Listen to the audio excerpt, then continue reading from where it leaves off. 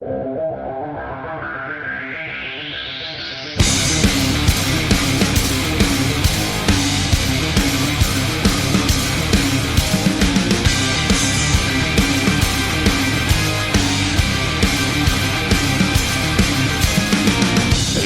up, there's not a moment to spare. It's quite a drop from the top, so how you feeling down there? It's a cold, cruel, harsh reality. Caught, stuck here with your enemies. Who do you think you are? Tearing us all apart. Where did you think you could go? 'Cause everyone already knows it's 20 to 1. Yeah, so you better run. You got the world on its knees. You're taking all that you please. You want more, but you get nothing from me. You like the burden we bear. You love the hate that we share. You want more, but you get nothing from me but enemies. Enemies. You started something. Welcome, ladies and gentlemen, to Raw Reaction. Unfortunately, it's the late edition, a production brought to you by Elite Ringside Network, which you can find as always on Facebook, facebook.com/ER Network 24/7. And hey, you can even also give us a follow on Twitter, ER Network 24/7. We just got that updated. It's looking pretty cool. So guys, thank you so much for joining me here today. And yes, reason why this is a late edition instead of us doing it right immediately after Monday Night Raw, it was my fault. Around the time when Triple H and Seth Rollins were doing their segment, which we will get into in just a bit, I fell asleep. AJ was ready to go, and unfortunately, it just didn't work out in that direction. So I took the reins, and I said, I will do it. Spencer was saying that, he and Max could cover it tonight, and I just simply replied with the Daniel Bryan answer of, no, because this is my baby. I'm going to take care of it, okay? So, no. Just no. You guys have Mac Talk tonight, so not going to happen. All right, so let's go right into Monday Night Raw. Oh, boy, and I think one of the reasons why I fell asleep was because, geez Louise, for the majority of this show, I just couldn't really get into it. It was just another one of those Raw shows where it just did not pique my interest at all.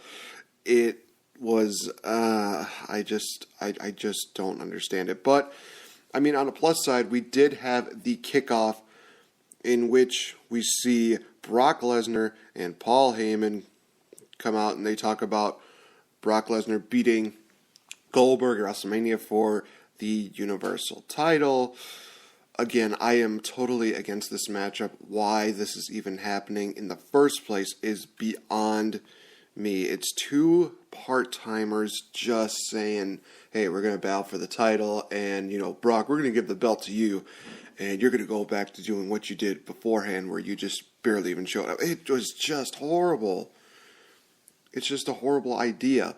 The promo itself here was awesome because Paul Heyman is golden, and Brock Lesnar, all he has to do is just stand around and look menacing, which he does. So, I just don't want this. The main thing I am totally against is that this could be the main event of WrestleMania. It should not. Randy Orton won the Royal Rumble. It should be Bray Wyatt versus Randy Orton, and there's a story there. For Brock and Goldberg, it's just a really weird story. It just doesn't really fit. So I am against the idea of Brock versus Goldberg at WrestleMania as the main event. I just do not want to see that.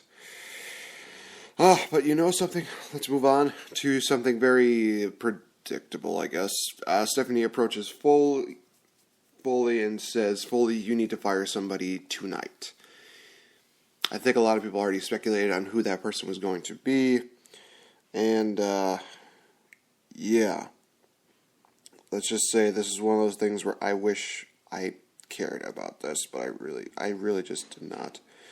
It's one of those things where you kind of knew where it was going, so great. We start with the first matchup, Sasha Banks versus Dana Brooke. very fast-paced, very, very quick.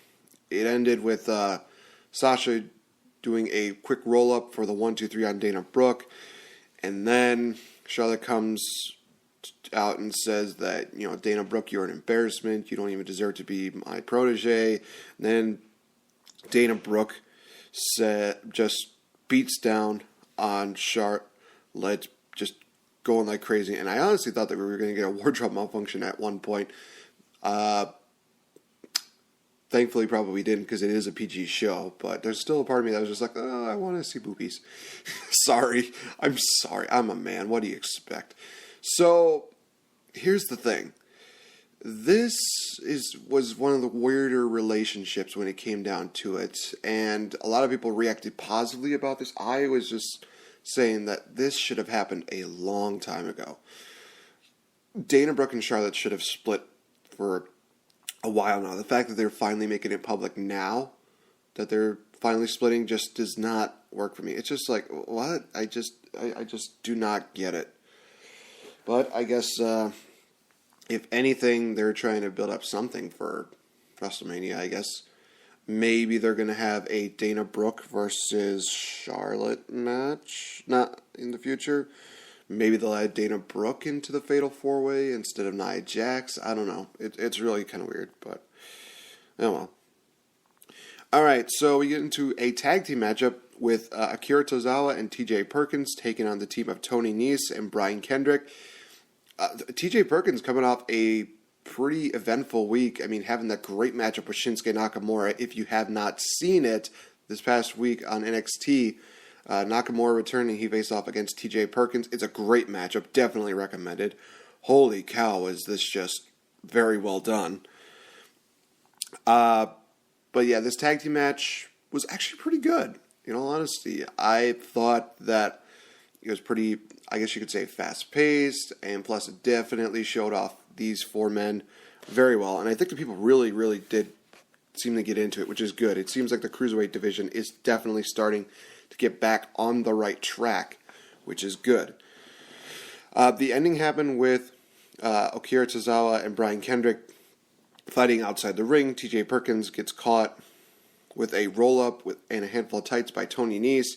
Tony Nese and Brian Kendrick pick up the victory, and building up momentum for the Fatal 5-Way elimination matchup. It should be a 5-way elimination match, thank you very much, for a opportunity to face off against Neville for the Cruiserweight Championship at WrestleMania. And I'm making this prediction right now.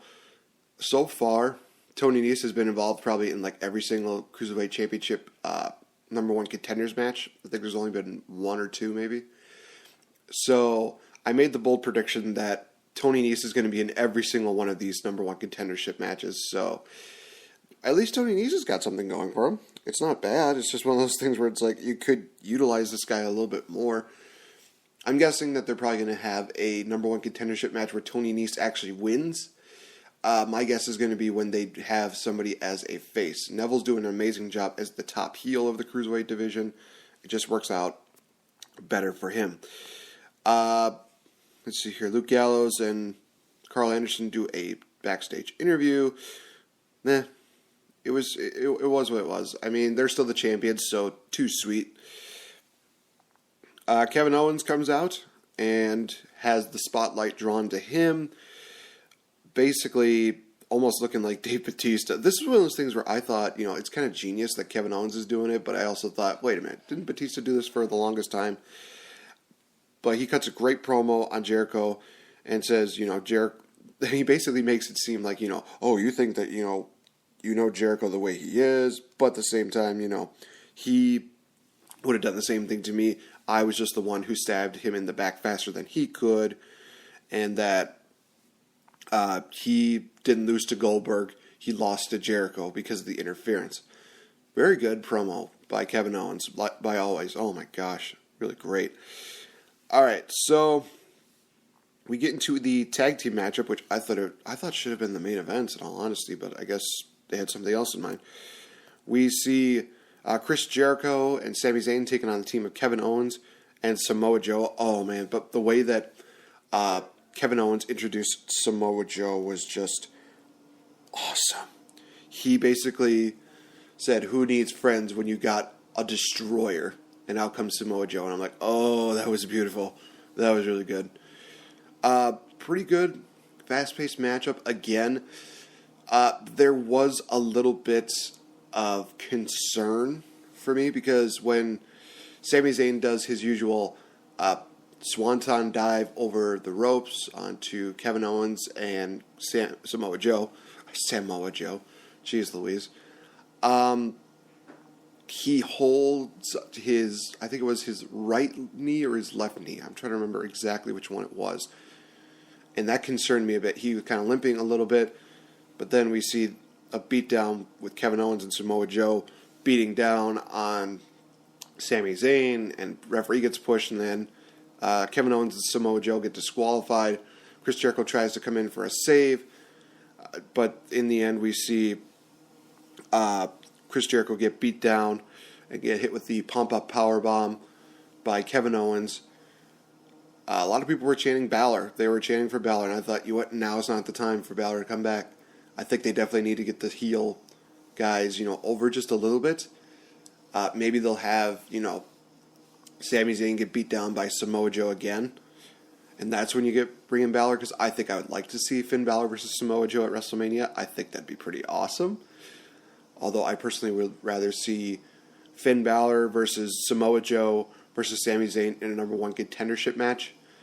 See, this was the thing that I had, was that this matchup at WrestleMania definitely needs to be special. I think if you want a match, not the Kenny Omega-Okada matchup, I would definitely go back and match the matchup between Samoa Joe, Christopher Daniels, and AJ Styles that they had at Unbreakable. Put on this matchup at WrestleMania. Have Samoa Joe, Finn Balor, and Sami Zayn wrestle for maybe like 20, 30 minutes. I think they definitely deserve that. And I think they definitely need a lot of filler if they're going to do like a 4-hour show. I know that a lot of people would say, well, you're going to take away from some of the matches. Well, you have to remember, some of these matches are not even going to last that long. You really think that Goldberg versus Lesnar is going to last a whole 10 minutes? I don't think so. So put the time that they had for that and put it into this matchup between Samoa Joe and Sami Zayn and Finn Balor. I think that would be really awesome. I'd like to see that very much. Although, speaking of Finn Balor, he did make a return at I think it was the Brooklyn show that happened this past weekend. He teamed up with Sami Zayn and Chris Jericho to take on the team of Triple H, Kevin Owens, and Samoa Joe. Great reaction. And I think that's why a lot of people thought that he was going to be coming back. So I'm hoping to see Finn Balor very soon. And I think it's going to be a great program to see what he gets into. All right, so we get into the tag team title opportunities match for WrestleMania. Enzo and Cass versus Sheamus and Cesaro. Great matchup between these two teams. I think that Enzo and Cass are getting a lot better as a team. I think Enzo's starting to get a lot better. Sheamus and Cesaro. It's kind of at the point where the Great White North is doing very well. The matchup ends with the club beating down on Sheamus and Cass, as well as Enzo and Cesaro, causing a no contest. So, seemingly, oh no, nobody's going to get a tag team title shot. Wrong. Mick Foley says, you think this is funny? You think this is funny? Well, guess what? Not only do we have a winner, we have winners. So you're going to be defending the tag team titles at WrestleMania against both the Great White North and Enzo and Cass. Saw that coming a mile away. I mean, come on. So they're basically going to make WrestleMania into Triple Mania, where they're just going to have a bunch of triple threat matches, which, wouldn't be a bad idea. You just have to have the right set of circumstances and the right, motivation and the right people. So hopefully this matchup turns up very well, but we'll see.